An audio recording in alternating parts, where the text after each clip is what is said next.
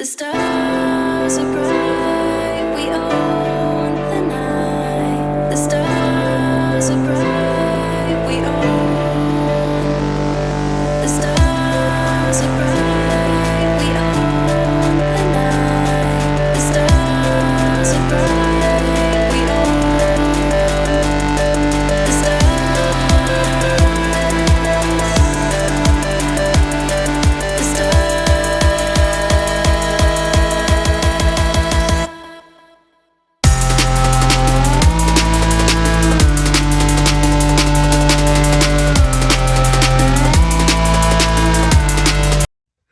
Good evening, everyone. Happy Saturday. Um, happy Saturday, because everyone knows we don't usually do these discussions on a weekend. So thank you for tuning in. So we have the pleasure of speaking with Larashia Berrien of Ski and Me. Okay, so we're going to learn a little bit about her story through her eyes, but it's actually her father who had experienced multiple myeloma. So we're going to listen from a caretaker's perspective and to learn a little bit about her journey.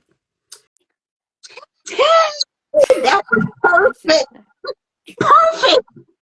So happy Saturday as I started off, because we don't usually do this on a Saturday. So happy Saturday. How was your day? My day was very busy. I'm very nervous, so yes. Don't be. I tell everyone, think of it as, we had a conversation prior, right? So think of it as us continuing the conversation, and we just have people looking in, and they'll just pop on with commentary, hopefully positive commentary, because, yeah, just be positive. Okay. Okay. And then, we'll just keep it moving. So usually I would read off everyone's bio. We're doing things differently this year. So I put the bio in the previous post, Mm-hmm. leading through the conversation. So that way it's not a whole lot of time taken from having this conversation. So as I mentioned, is Multiple Myeloma Awareness Month. And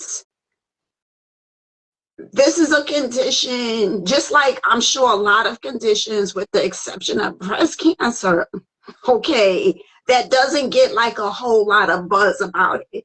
So it really is a big deal when advocates or patients or whoever speak up to educate the public about what multiple myeloma is, what the experience has been, and to look at the other end of it, you as a care partner, like what your experience was. Now, thank you for reaching out to me. That's number one, is for us to even have this conversation. So thank you. Well, we had a conversation prior to meeting up this evening. It was tough. Like, what Yes. you and your family have gone through was tough. It was tough listening to that in your experience. So I want to give the public a small snippet, of what that experience was. And I want to start off as how your dad was diagnosed, and what his experience, what even led him into going to the doctor, if that makes sense. Okay, perfect. So I believe that my father found out around my birthday, which was May 24th of 2023. Um, and I figured he was probably sick before then. Um, Once I figured out that he was in the hospital, he explained that, he was still grieving the loss of his wife, which was December of 2022, and finding out that he might be sick or deteriorating, like he began to get scared. So as a man, in his eyes is, I can't look weak for my son. He just lost a mother. I have to be strong so he no longer loses a dad, because what is my son gonna do if he loses both of us? Um, so he was tired. His body was aching. He had a couple fevers. So he was in and out the hospital getting small treatment, and then he'll discharge himself because he didn't want my younger brother to be home without him, because they're used to being together. Again, he just lost his wife, and my brother just lost his mom. Fast forward to when he had a really high fever. He was unable to walk. He was losing motion in his legs. He fell while he was at home. Someone found him, fortunately, and brought him to the hospital. Did the process. He did the bone marrow. It ended up going wrong. He started bleeding profusely, and it took for someone to step on his back on the area where they did the bone marrow. And they stood on his back for over 15 minutes for the bleeding to stop, and then they patched him up. The patch came off. He began to get sick again with the fever, and that's when he fell. He went back to the hospital. They admitted him. He had a very high fever, and later on, after testing, they found out that he had pneumonia. And not only did he have pneumonia, that his organs was also failing, and they had to take him to the ICU immediately. And from there, my father was scared. He didn't want to go to the ICU. It took a lot of persuading him and reassuring that everything is going to be okay. Being that in the past, history with his side of the family, usually when people get diagnosed with the cancer, they go into the hospital and then they start to immediately decline and they don't make it out. So again, that was yet another fear of his, because his mother passed of cancer the same way. I guess she waited too late. They found out while they were doing the testing, it spread and she ended up passing. We had an aunt who also had cancer, went and didn't come out. So this is the pattern that he sees and associates with cancer. He started getting dialysis and things like that, but along with drama and back and forth with the doctors trying to figure out like what are the next steps, he didn't get treatment while he was in the hospital because they felt that he was too sickly, and that he was, and then eventually they made an excuse that, he's now malnourished, so until he gets to a certain weight, then they'll go to proceed with the chemo. um he did plenty of surgeries, but each surgery led to one infection after another. He ended up getting MRSA 3 times. And he started, I just saw him starting to deteriorate. Um, Selfish of me, I was blind to it at the time, but looking back, like he was. And he was just making his peace with it at the time. Um, August 22nd of 2023, at 11:58, he ended up passing. They say due to organ failure. My dad was very cold 1 second and then hot. He just wanted to go to sleep. He kept saying he was tired.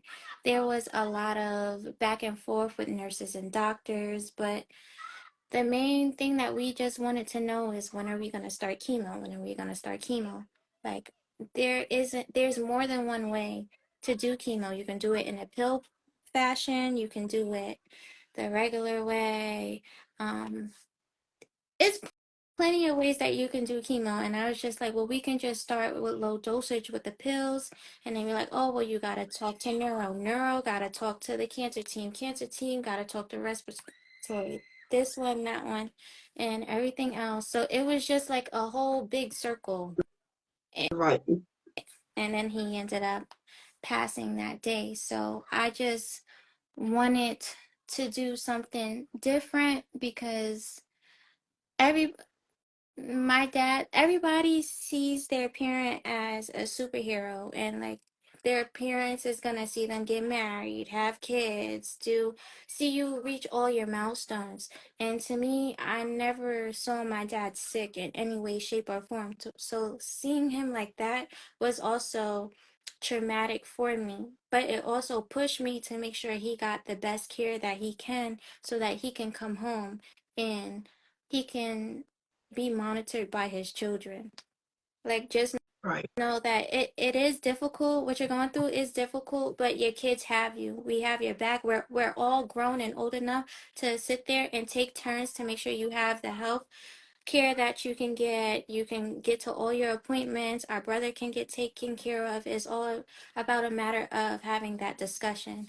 A lot of people do balloon releases every year. They do little party events and things of that nature. I wanted to do something selfless and give back on behalf of my dad so that he's not just remembered within his community. I want it to be eventually worldwide, nationwide. I want everybody to know about multiple myeloma, which is why I sat and did Ski and Me, so that I can bring awareness to the urban community, especially to the Black men in our community, along with other minorities, so that they can go through early detection, Hmm. so that they can start that process. Because multiple myeloma is a cancer of the blood, so it's just cancer running through your body. It's not like it's just centered one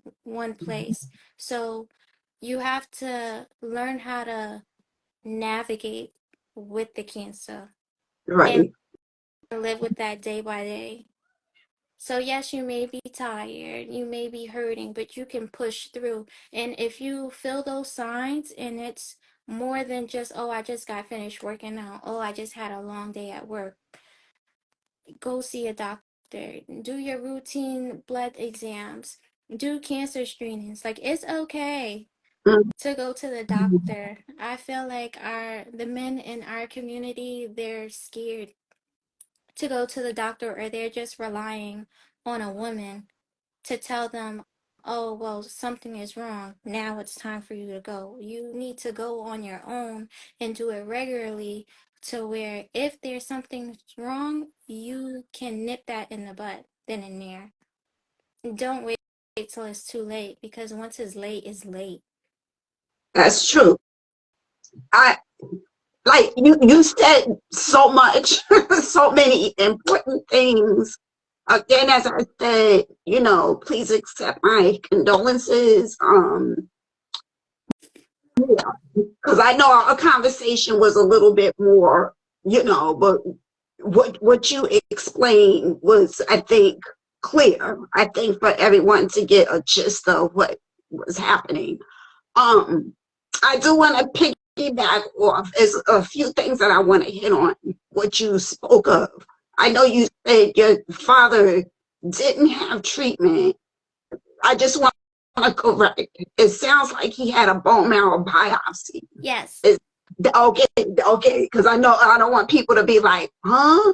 Well, people be thinking in their heads. Just settle down. My Okay. apologies. He had a bone marrow biopsy, and that process ended up going wrong. So I felt as though, being that he was upset about that, and my father, he was a surgical tech Mm-hmm. for Mount Sinai years ago. So he knows what it's like in the medical field. And I've learned, because I was with him from time to time while he was at work. So now I'm also well known with certain things when it comes to medical terminologies and things like that. So when I learned that when you speak up and let them know, like, listen, did you do this? Is this? I saw these results. what are we doing about this? The medical professionals, they do not like that. They do Mhm. not like that. And the more you try to correct them, the less they try to help you, which is sad. It's funny because part part of this conversation this evening, clearly we can see there's some disparities and there's trauma. So there's trauma of history, if we want to say people of color, what we've gone through in history, whether we've gone through it personally or it's just a repetitive process and a repetitive system of how people see the medical industry. Okay, now here you have a doctor who's supposed to help you. It's simple. Okay, that's what you went to 6, 8 years or whatever of school that you kind of did, is to Exactly. the patient.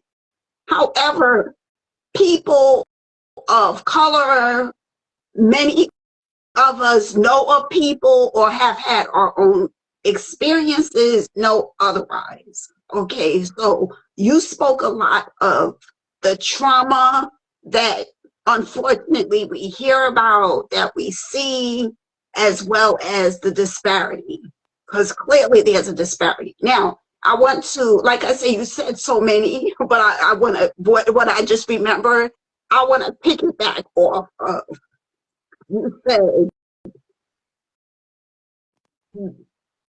hitting back, if you will, with your doctor. Now, I do something that I kind of preach called participatory medicine. Simply, it's asking transparent questions, to your doctor. So, okay, you say I have, in this case, multiple myeloma. Okay, the doctors may come at you explaining what the condition is, what's happening and all of that.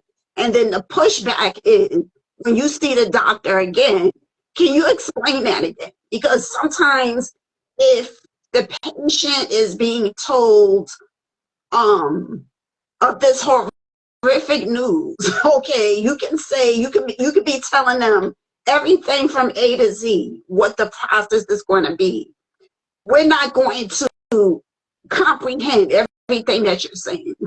Okay, we're getting our ears and mind around the fact of, you just said we have cancer. Okay, so that's kind of where we're at. Now, you brought up a good point. Some doctors don't like when you push back as to ask questions and all of that. However, with the participatory medicine, which is like basically participating, okay, the patient is going through this, the patient is going to have questions. Now, I usually tell people that's usually your signal of pushing back to tell you if this doctor is the person for you. This is kind of where that second opinion comes in, because it, like what you said kind of brings back things that my mom went through. My mom was diagnosed with lung cancer, and her doctor was horrific. Okay. And I had to take a day off of work just to go, or maybe I left work early just to go to her appointment to see what she was telling me. Because I was like, okay, mommy, you know, it's that thing. Okay, maybe you're overreacting. Mm-hmm. No, seeing the doctor in full view, it was on and popping. Okay, the Yeah. pushback, that okay, is one thing. My mother's may be giving a little pushback. Now the daughter, who's not the one, may I say, okay, giving a pushback, you could definitely see that there was like this, and it shouldn't be like that with your doctor. And So then it you said, spreads throughout the doctor's office or the hospital, and now you're labeled as the problematic family, and then nobody wants to work with you because they already put that stigma on you. And it's just sad because it affected him. exactly. Like, so much to impact, your experience. And I think it also brings up the point of keeping the conversation going. Um, there should never be this like tit for tat with your doctors. Yes, to some degree, they're respected. However, a lot of them get it wrong. And I think a lot of people, when we open our minds to that point, yeah, sometimes the doctors get it wrong. Sometimes they don't have that bedside manner is slacking. Okay. There's still a way how you deal with people, how you inform a patient, okay, to make that right decision. Because at the end of the day, the patient and their family, they should be the ones to make that decision as to how they want treatment to go and all of that. So based on what your experience, right, as a care partner going through, like I said, it's so many where you have your father on one hand, he's trying to be here for his family, he's hoping whatever this that you're telling me will get over this hump. Let's keep it moving. But sometimes the body, as I always say, the body does what the body does. Even though we want to get on, with the get it on. Okay. Our body. Yeah, your body will always tell you when you need to slow down, which is what I always told him in the hospital as well. You do what your body allows you to do. If you can't do no more what your body is telling you to do, that is okay. Leave it there and we try again tomorrow. Don't worry about what the doctors are telling you what you need to do. Do what your body is allowing you to do. Don't force yourself to do anything more than that. It is Mhm. okay. And it is. So you've gone through a lot in relatively a small period of time, So I applaud you for the attempts that you're doing to bring about awareness. So how have you dealt with what comes with the after effects of losing a father or a parent? At first, it was just surreal because I'm used to a routine. So my daily routine while my father was in the hospital was waking up 4 in the morning, make sure I'm up and ready. I have little extra blankets because I would switch out the fuzzy blankets because it was it brought comfort to him. Then those hospital thin blankets that he kept asking to switch out every few hours. Um, a couple sodas, you know. I heard that chemo patients like grape soda. Mm, So I got him the grape ginger ale and the raspberry ginger ale, and we'll switch out from there. Um, I'll get to the hospital around 7, visitation. Um, started at 7:30 when he's on the regular floor, 11:30 on the ICU floor. So I'll sit in my car and I'll wait. I'll call in to order his breakfast, and I have everything prepared. So by the time he wakes up, he was so used to me being there. He can still have his eyes closed, but he'll reach out on his bedside, mm, and then I'll put my hand in his hand so that he know that I'm there. And then he'll know, like, oh, do you have the ice chips already here? Oh, can you mm, pour me? Oh, okay, here go your drink. So everything was all set in stone for him. He's, "Oh, what do we have on the list today?" Because I used to come in with a notebook and write everything down. You have dialysis at this time. This doctor is supposed to come and speak to you about the tubes that they have in your back to make sure everything is being drained properly. We're gonna do this, that, and the third. You have physical therapy. Would you like to do physical therapy today, or are you too tired? What is it that you would like to do today? Things of that nature. So, like, after he went away, it's just like I'm waking up, like, trying to get stuff ready, and then I reach for the door. It's like, oh, I can't do that no more. So then it's like, so now what do I do? Like, I don't know what to do with myself because I don't have him, and like everything was just him, and more him. So it's like, right. now what do I do? I don't have, so then it's just like, okay. And then, you fall into that depression. You don't want to eat. You don't want to sleep. When you do sleep, you sleep all day, or you sleep for an hour, maybe 2 hours.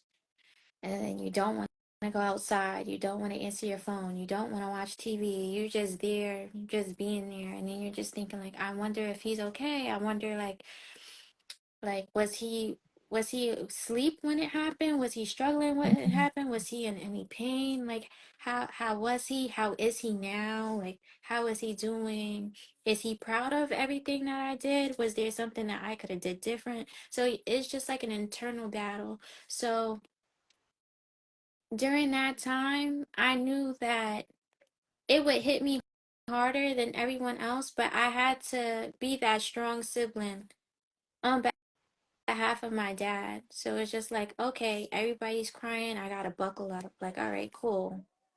Okay. Everybody's saying their goodbyes, and I'm just like, all right, cool, cool, cool. But once I got home, it's just like, damn, I don't know how I can do this. Like, this is hard. This is hard. And I was like, you know what? Let me just go into grief counseling. Let me just get help so that, I know how to navigate through this because work is coming up soon. And while my father was in the hospital, I stopped going to work because like you said, you wanted to know what was going on and you left work early for your mom. Like I told my job, look, listen, my dad is in the hospital.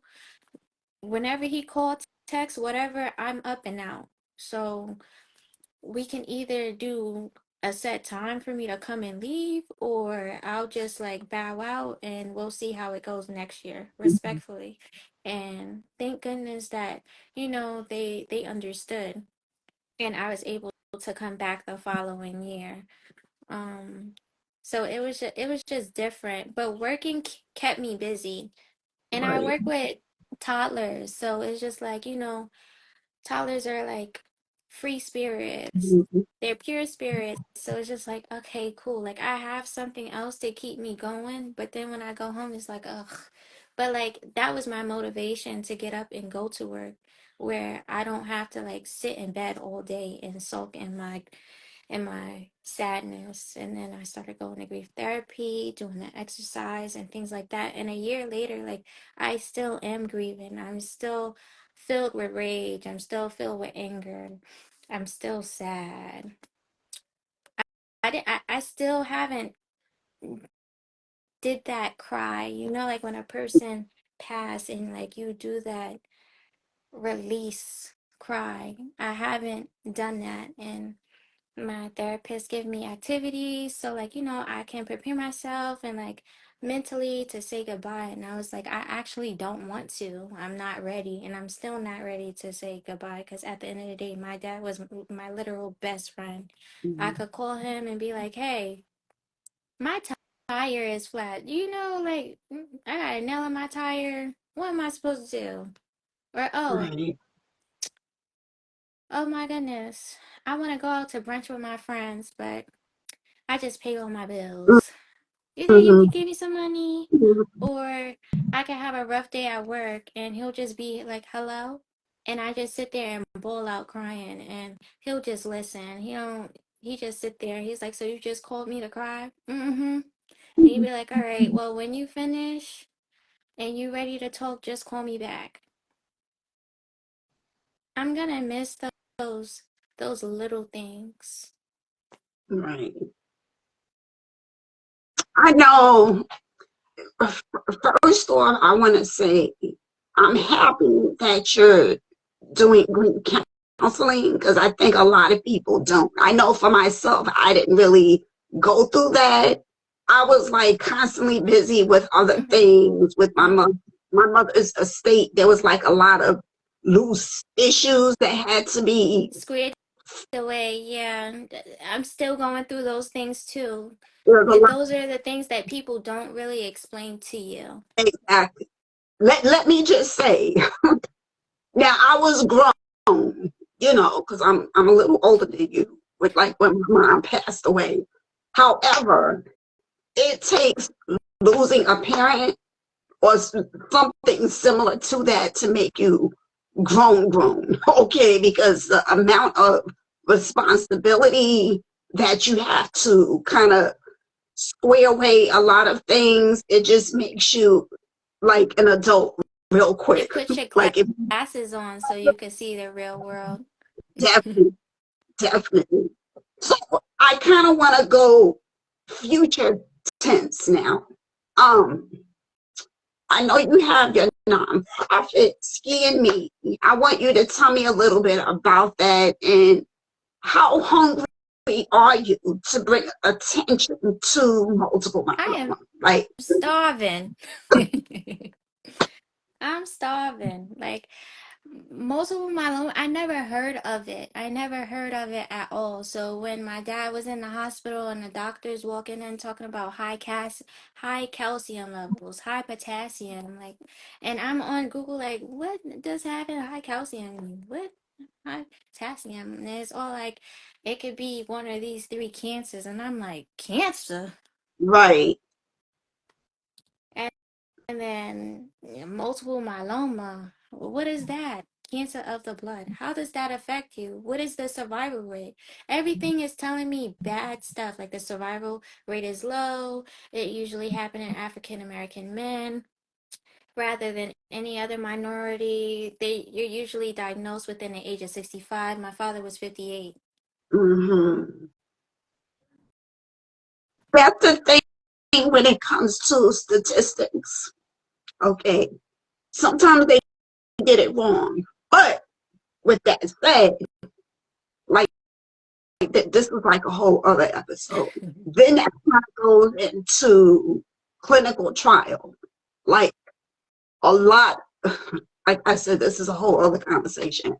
But it's important to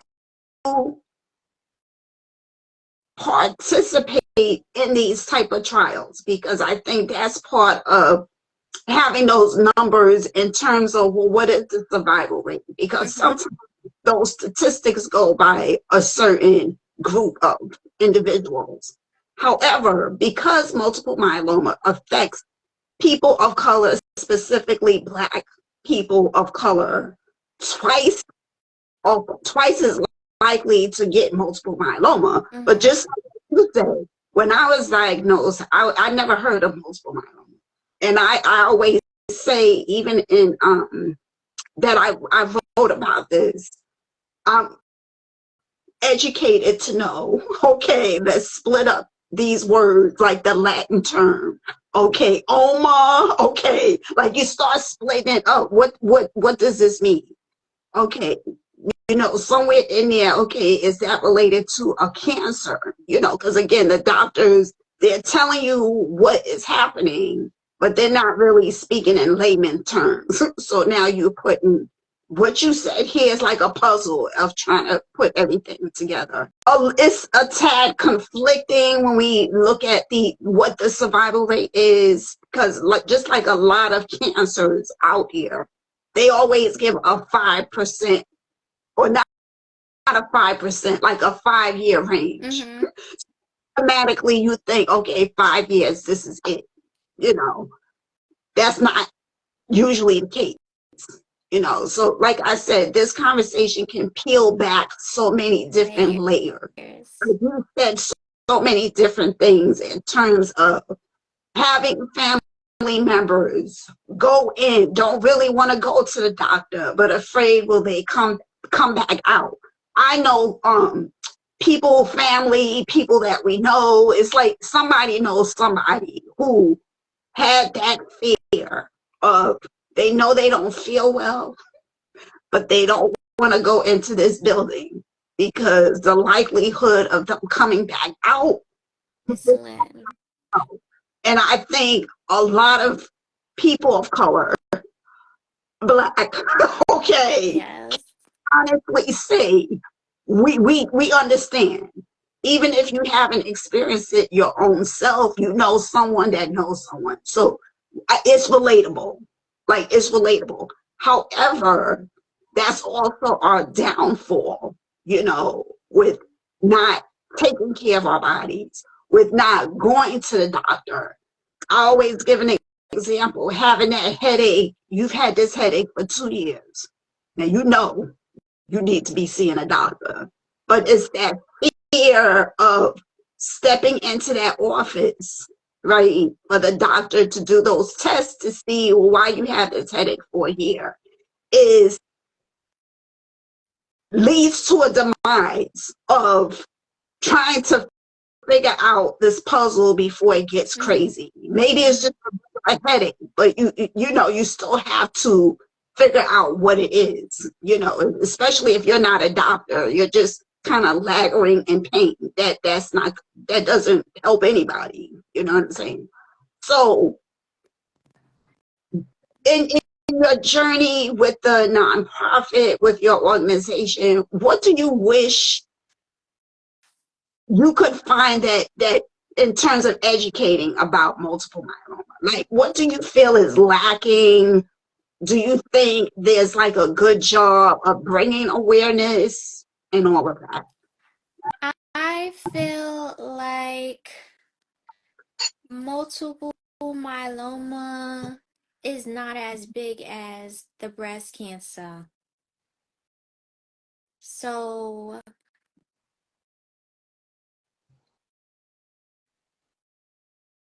the signs that you would look for when it comes to breast cancer or maybe lung cancer or whatever, like like you said, a headache. Everybody get a headache. Like, oh, it's just a headache. Let me pop some Advils or whatever. Oh, I'm so tired. Let me just go take a nap. Oh, my back hurt. I'm getting old. Like, everything is just an excuse. So, when is it the right time to go see the doctor? Like, I feel like with multiple myeloma awareness, it needs to be like a stepping stone. So that's why, like, right at this point, right now, with my foundation, I want to bring light to the early stages, the early detection. So, and then from there, figure out how you can move forward with your journey. What are your next steps? Are you prepared for that? What to look forward to? What things should you get in order? Because it starts with the beginning. The signs are the first step, and walking in and figuring out what's going on, like that'll lay the foundation on how your journey will go.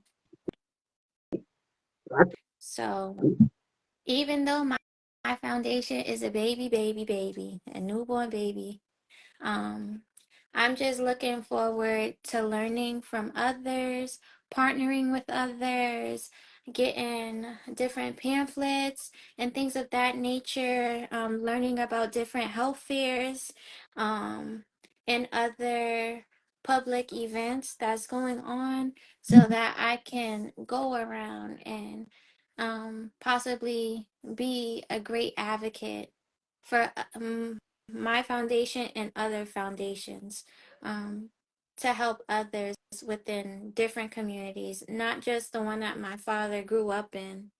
Right.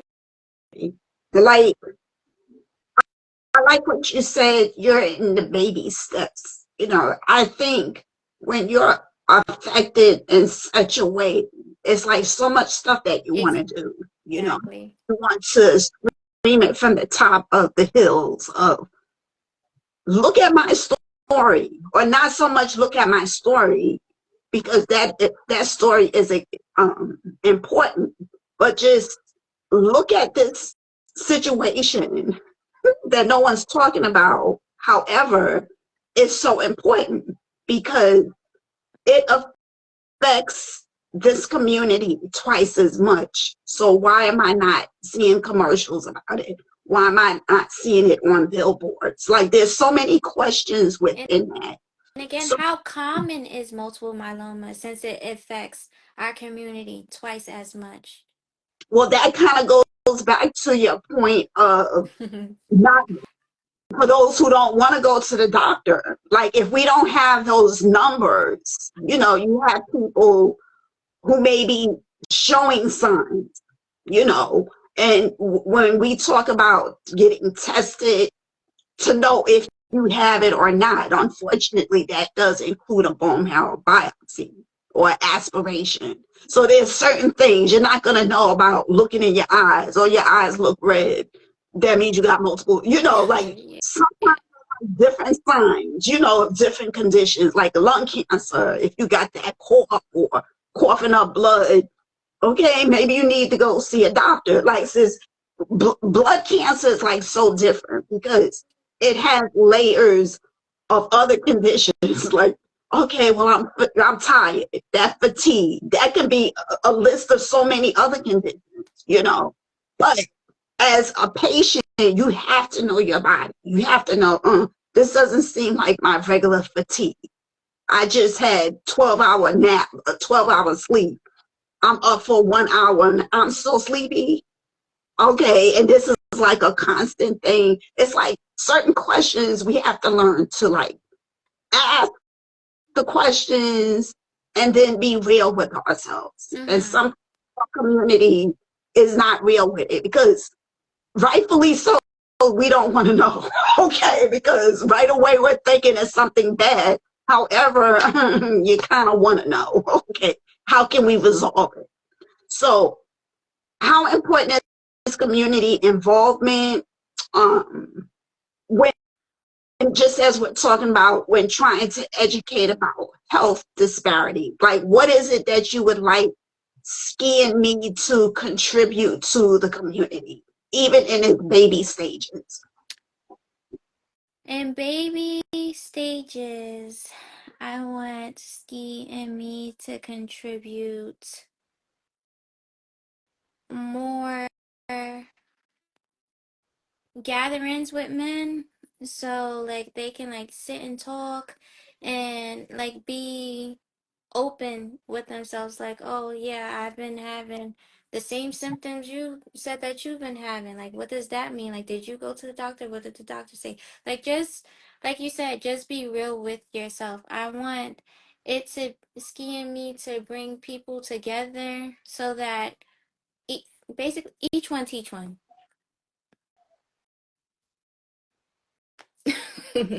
It's it's so simple, right? It's so simple. Um, yeah, yeah. Just yeah, just what she just said. It's so simple.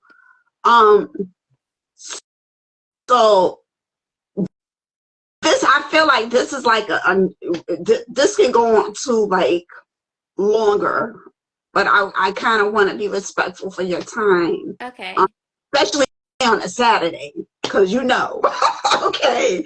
Um, but what parting words would you like to tell those that are newly diagnosed? And not only that, not those really newly diagnosed, but the care partners, because you were and are a care partner. So what parting words would you want to tell both as the patient and as the care partner? To both the patient and the caregivers, I want to let you guys know that it's okay to not be okay.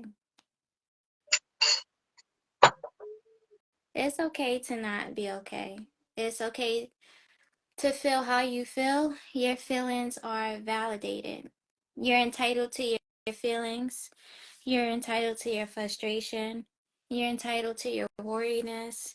You're entitled to know about your health. Like, it's okay to not be okay. And to the caregivers, it's okay to be vulnerable with the person who is being sick. It might feel like you're adding more weight onto them by expressing yourself, but also try to be considerate of what the person is going through. So your issues and how you're feeling isn't everything isn't about everything isn't about you. Um, just always think how the person who is newly diagnosed or going through multiple myeloma, always think about how it would feel if it was you. I always explain to my father when I can see that he's in pain or like he's trying to like put on that face because I'm sitting there, and I always tell him like if I could switch places with you for 24 hours, I would. just to feel what you're feeling, because I know what you're going through is not easy, and I'm so happy that you're doing what you're doing. You're doing a great job. You got this.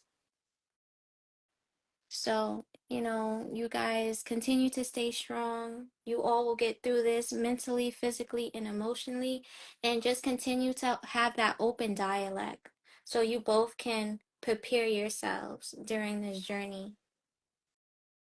You know, I have to say, your dad raised a remarkable daughter, and praise you for your diligence in bringing about awareness. And I know it takes steps, to do what you're doing. It takes um, being vocal. I know a lot of people don't wish to be vocal about certain things, but it's very important. And I give you all kudos for what you're doing. And I want you to keep at it, and keep going.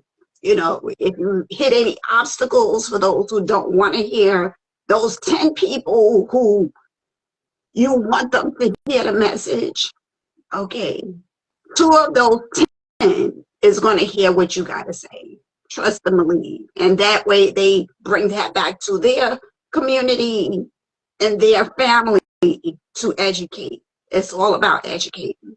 So if we're not seeing it like in front of us, okay, your story helps push that envelope as to, oh, did you hear about this Ski and Me organization over here? This is what they're doing. It's all about community. And I just say kudos to you for what you're doing. And keep at it. You better keep at it. Thank you We need so you. much. We need you to continue, because I can tell you, when I was diagnosed, there were very few people talking about multiple myeloma. I had 2 battles. Being young, because I was diagnosed in my 30s. Okay, that's number 1. Okay. 2, if you're saying twice as affected of multiple myeloma, whether dying or being diagnosed, whatever how you want to look at it, where's the Black people at? Okay. So now you have people, now there's like more of a vocal community where you're seeing faces. When I was diagnosed, it was very rare. Like you had to pull them out of like a suitcase to try to find somebody. And that usually was maybe a doctor. If you had a good doctor who could say, oh, maybe you can speak to this patient. That's if they wanted to be bothered. Yeah. Fortunately, you got people who they just want to deal with what they're dealing with. They ain't trying to do what you and I are doing right here on this IG Live. Plain and simple. So I get it. Now, how and where can our viewers follow you and learn more about your advocacy? So, viewers, you can find me on Instagram at ski.and.me. Also, you guys can check out skiandme.org, where you can hear more about my story. You can help with making donations to the foundation, and I'm also going to find more ways to engage with different people in the community around Zoom. So also, when you go on that website, please sign up for our newsletters so that we can send you any upcoming events that we might have in the near future. Wonderful. And you and I will definitely be in contact, because I do have some details for you. I'll do that off of IG Live. But we'll be in contact. Maybe we can do something in the future. Like I like the whole Zoom thing, or something in person, because you're my own stomping ground of New York. So, Yes. so I want to thank you so much for giving back, because believe me, this conversation is part of the awareness. So this month is Multiple Myeloma Awareness Month. Yes. So we're our part as to educate. And this is very important and very needed. So I want to thank you, young lady, for your time this evening. I want to thank those who came on, came off, and thank you again. Thank you It's so much, Miss Yolanda, for sharing your space with me. you're so very welcome.